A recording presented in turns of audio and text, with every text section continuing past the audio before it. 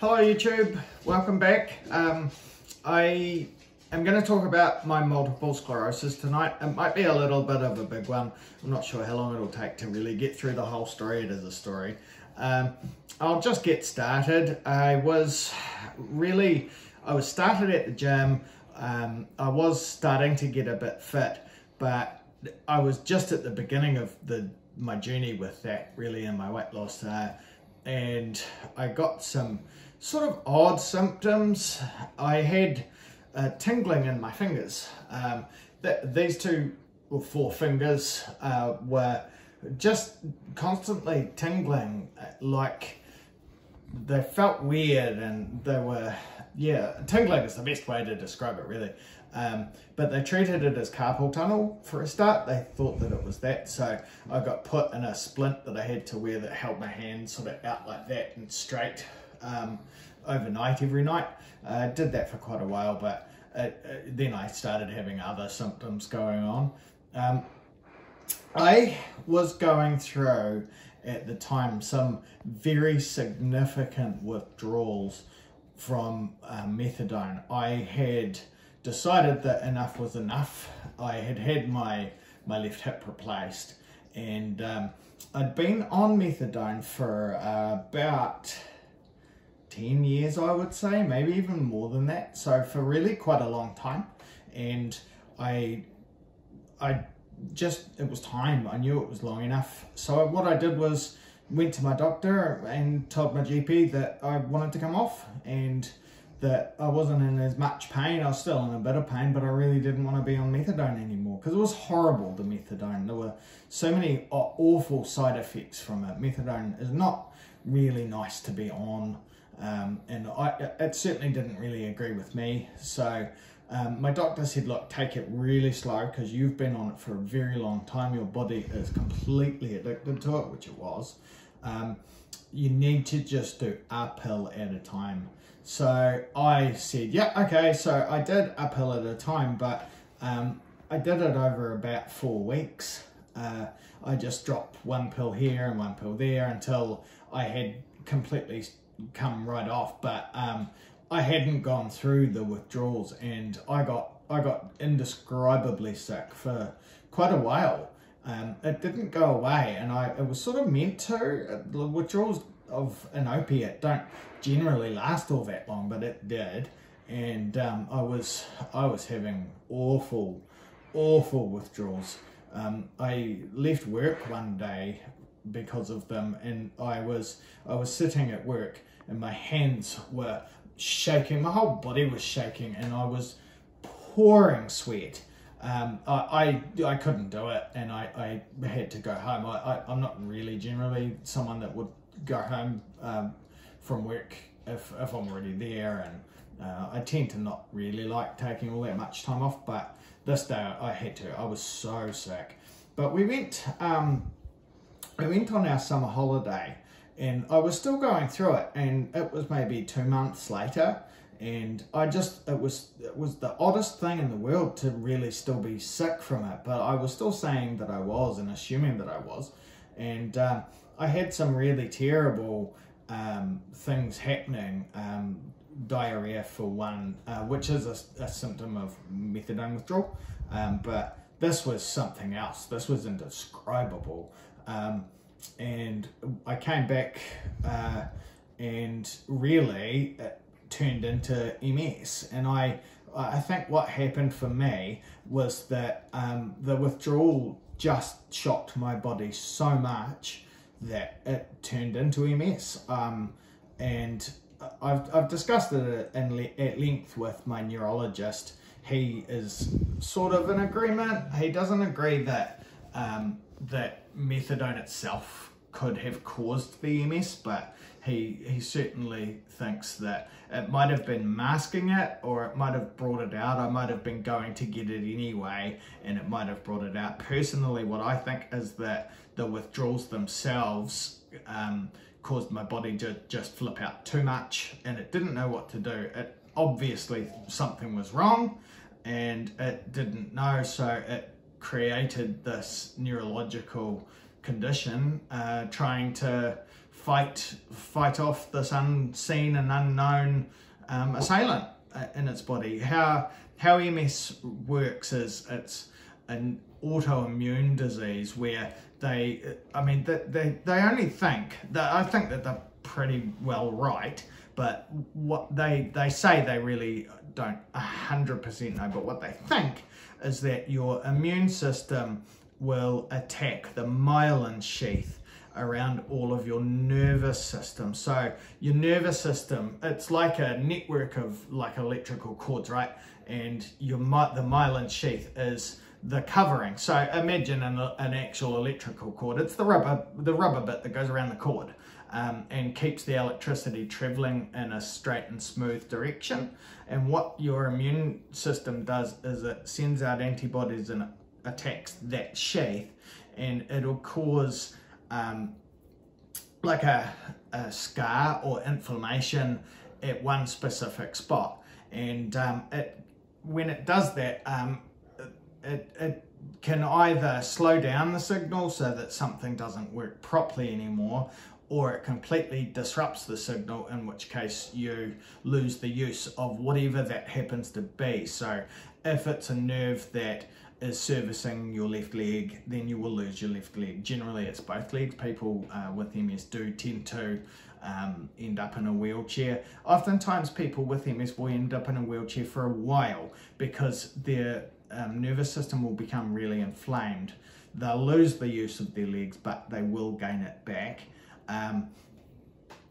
Fortunately, that wasn't something that happened to me, but I have had some significant lesions. They're called lesions on much of my nervous system. I will talk about a little bit later in the video. But multiple sclerosis itself, it translates from Latin literally to many scars. So like I said, there's scars all over the myelin sheath and all over your nervous system, and that's essentially what it is. So I was going through these weird withdrawals. My fingers had started tingling.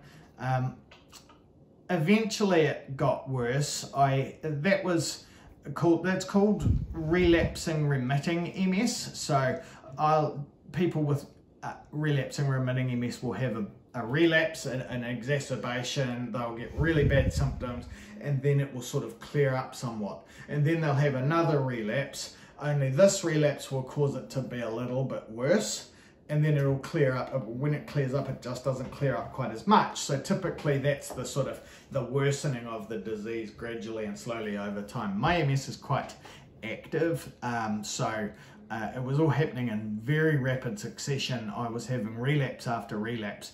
We didn't know it until it was already happening, but that was what was happening. It was relapse after relapse rather than just a sort of continually getting worse. But I had another relapse, and I didn't really know I was, because I hadn't been diagnosed yet, and it was just all weird stuff happening to me. But I actually went almost blind. I was almost blind for over a year. It was obviously challenging. It was awful, really, having that happen. It wasn't overnight, but it sort of gradually got worse and worse, and it would come and go. But during my bad times, I would get up for work, and I would have to ask my children to tie my shoelaces for me. My youngest daughter would trim my moustache for me, because I just couldn't do it. I had quite a moustache back then. I had a fuller beard, and so she would do that. My girls would tie my shoelaces for me. I needed a lot of help with stuff. My vision has come back. It's all of my symptoms have got quite a lot better. My ophthalmologist said that with me, normally with MS, you'll get what's called optic neuritis, so you'll get some inflammation in your optic nerve, but I'm not having that. I wasn't having that. What happened with me was actually because I have that many lesions all over my brain, it disrupted the signal from my optic nerve through my brain to the center that processes vision, and it's gotten better because my brain's actually rewired, and it sends the signal throughout different pathways now. So it's quite spectacular how it's happened and how it's come back, but it's been a very long process. I was very low vision for some time, well over a year. I lost all my balance, and it's a bit better than it was. It is better than it was, but it's still fairly bad. But back then, I remember being in the gym training with my personal trainer, and one day he actually suggested I don't carry on training because it was really scary bad. I'd be doing push-ups and actually fall off my own hands. And if anybody's ever done a push-up, you know that like you can do a push-up without falling over. Well, I couldn't. I was falling over doing a push-up. So he suggested I take it easy and actually don't. But at that point, I knew really that it was MS. It hadn't been officially diagnosed, but I knew. And I said, no, I'm going to keep training. I'm going to keep doing it because all of the research points to the fitter you can be if you have MS, the better off you will be in the long run. And that's certainly proving true. I am reasonably fit now, and I wouldn't be where I am today if I hadn't kept going. If I'd stopped, I don't know where I'd be, but it wouldn't be anywhere good. So certainly this video is absolutely about keeping going and keeping fit as hard as you can and for as long as you can. If you have MS, you need to do it. You just need to. I know quite a few people with MS, and they all keep fit. All of them are really busy and active, trying to keep their bodies going because it just seems to help. It just seems to help your nervous system work well.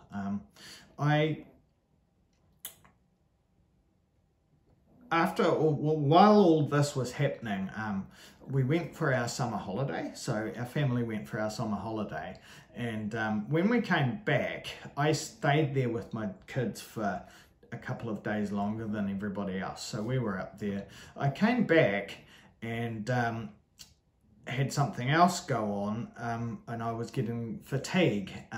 Fatigue is part of MS, and it was brutal. And I'm mentioning that we went away so that I can explain just how brutal the fatigue that you get with MS is like, because it's not like just being tired, it's just different. When I got back from holiday, I unpacked my truck, and it took me 3 days to do it. I lived up one flight of steps from my driveway into my house. I would go down, get a load of stuff and bring it up, and then have to spend 3 hours lying down and having a nap, or just lying down because my body would not move. So fatigue with MS is just, it's awful, and it's still something I deal with a little bit, but some treatments that I've got on, and I will explain them soon, have really helped with that, so I don't get as bad fatigue anymore. It used to be really awful. It was hard. I would have to have naps at lunchtime. I spent my lunchtimes at work sleeping. I had a half-hour nap every day. I'd get home from work every day and have to go to sleep for a while before I had dinner. So those things are really some of the most awful parts of the MS for me. During the diagnosis process, I had 2 spinal taps. If anybody's had a spinal tap, you know they're not very pretty. You tend to get it's called a pressure headache, because what they do is they drain out some of your cerebrospinal fluid, so the fluid that covers your brain and runs up and down your spinal cord. When they take it out, it gives you a pressure headache sometimes. So all you can do is lay down. As soon as you stand up, it's agony. It's like nothing, no headache you've ever had before. I didn't get it off the first one, but the second spinal tap I had, they actually took 24 mils of spinal fluid. So that caused the headache. It was a week of just lying on the couch and looking at the ceiling, really. During the diagnosis process, they actually thought that I had NMO, which is short for neuromyelitis optica. And neuromyelitis optica, I don't think I ever even told my children or any of my family, but NMO has, at the time, it had a 5-year survival rate of around 68%, and after that the numbers sort of dropped down, so it's not a very survivable disease. So by the time I got diagnosed with MS, I was actually relieved that it was, because the alternatives were just, well, dead, really. So it was hard.